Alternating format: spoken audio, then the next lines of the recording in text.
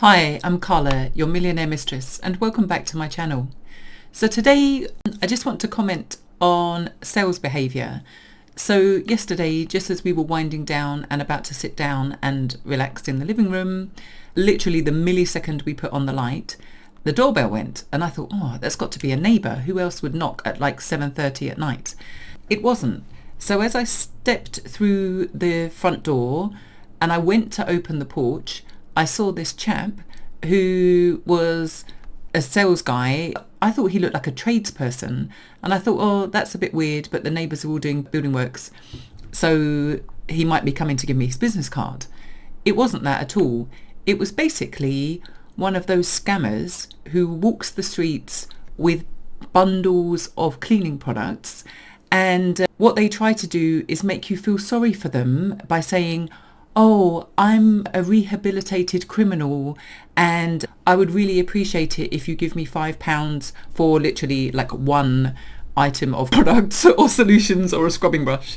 I've seen it before a million times, and we've got lots of elderly neighbours here, so I don't want to encourage people to be prowling the streets and knocking on old ladies' front doors.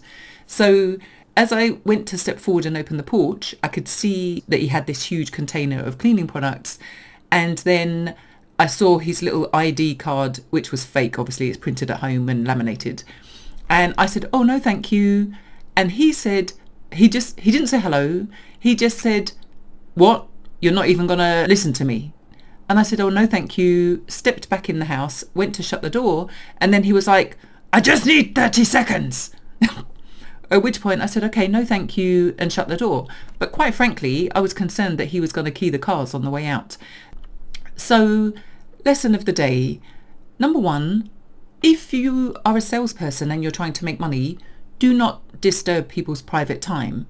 If you haven't been invited, then at least try and turn up at the most reasonable time of day, i.e. during working hours, not when someone finally sits down to relax.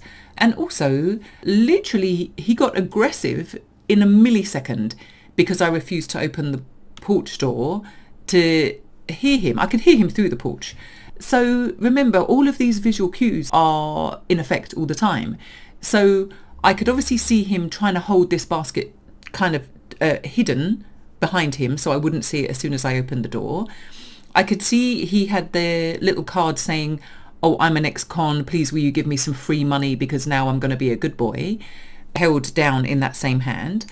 And his face wasn't even smiling when I opened the door.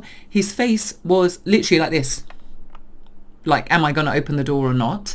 And then when he realised I wasn't going to open the door, he instantly went into a grimace and an angry face. So that's not exactly going to make me A, have any empathy with you, or B, want to help you. I've been scammed before. I was younger, obviously. And I had this young 15-year-old boy tell me he was a young offender and would I buy something from him. And actually on my desk I have, I'll show you, on my desk I have this very scummy, very scummy duster for a desk. Can you see how I have actually dusted my keyboard? It's keyboard duster, sorry. And I literally got scammed for £5 for this foolishness. But I just saw it as, oh, do you know what? He's gone to the pound shop and bought a bunch of guff that I'm now going to give him £5 for, but I bought it. And that's because he was a young guy who was smiley, and it might have been his first time scamming people, I don't know. Number one, but I've done number one several times, but I'm allowed. So remember, your deportment, your facial expressions, your tone of voice, everything about you is portraying yourself a certain way to other people.